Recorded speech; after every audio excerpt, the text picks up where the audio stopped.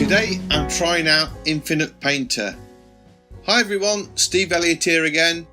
Today I'm trying out a new app, well a new app to me, it's called Infinite Painter.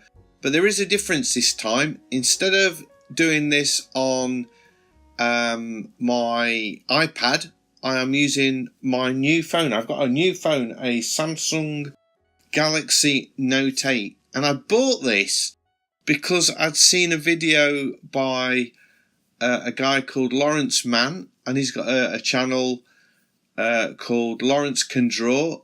I'll put a link below. I recommend checking him out. He used to do sort of drawing videos and stuff like that, but more recently he's got into techie stuff and things and demonstrating equipment. And he bought this phone, the Note 8, and he was showing how he could use that for sketching, and I was just blown away with it. I thought, I've got to get one of those. So I saved me pennies and went out this weekend and got myself a phone. Well, when I say I went out, I actually went to Amazon to get it. I didn't go any further than that. So I'll put an affiliate link below where you can get a Galaxy Note 8 if you want one.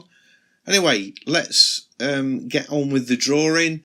I have to say, I downloaded Infinity Painter. It was a demo version, but it was unlocked for 7 days with all the features on it. And I was so blown away by this app that I bought it. It wasn't expensive. I unlocked everything on it for about £5, £5 UK pound. So that wasn't expensive for an app. And the brushes, they're awesome. There's oil painting brushes and watercolour brushes. They've got names like Turner and I can't think of any of the others now. But there's one called Turner, which is the brush that I'm using, the watercolour brush I'm using here. And I pretty much painted the whole of this sketch with that one brush. Well, I did use just that one brush for all of the painting. And what's really cool about it, if you keep the pen or the stylus on the screen, the paint flows. It just keeps flowing out. And as soon as you take it off, it stops flowing.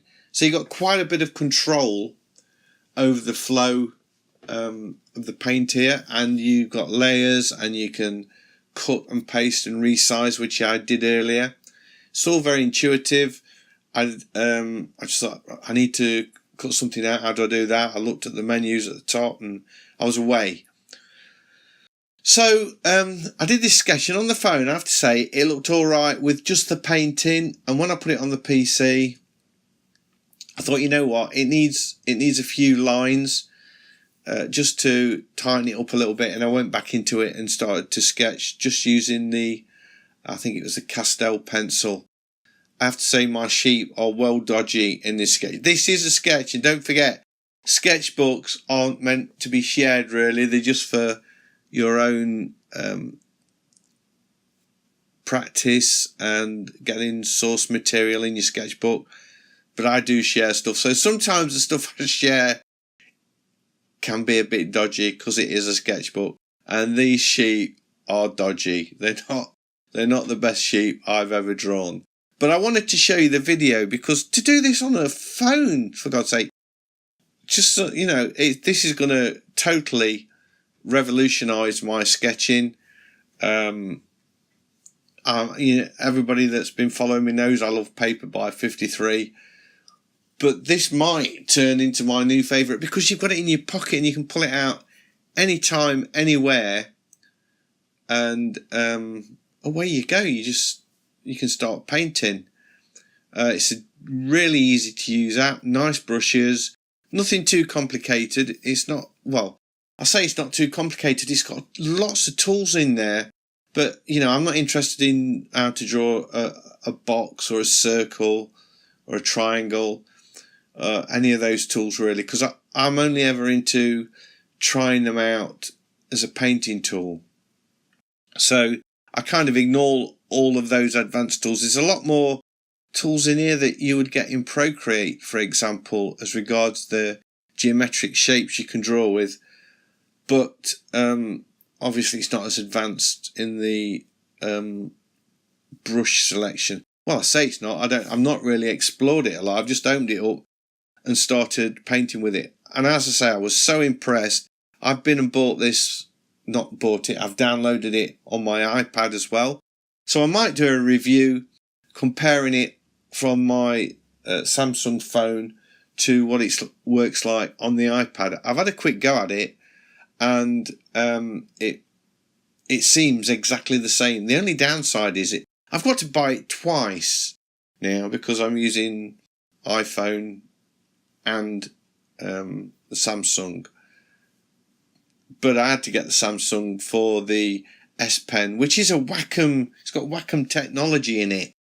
So the only option on the market, and I'm so glad I did, because it's pressure sensitive. It just feels like drawing with a pencil. Everything with it is bang on. So as you can see, I've gone back into it now with I'm using the pencil just to add a little bit of shape and form to the sheet, really, and to the whole of the composition, because it did look a little bit woolly. Pardon the pun.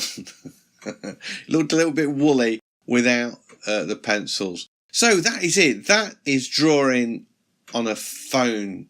Amazing, amazing. So I think you might be seeing a few more of these. I'm certainly going to be sketching with it a lot more. So thanks for staying with me till the end of this video and watching it with me. I hope you've liked it. If you have, please give me a thumbs up. As always, it's always appreciated, helps me out a lot. And if you're new to the channel, please consider subscribing. I have lots of videos like this, all about digital painting, and I would love to be sharing those with you. So hopefully I'll see you in the next one. Bye.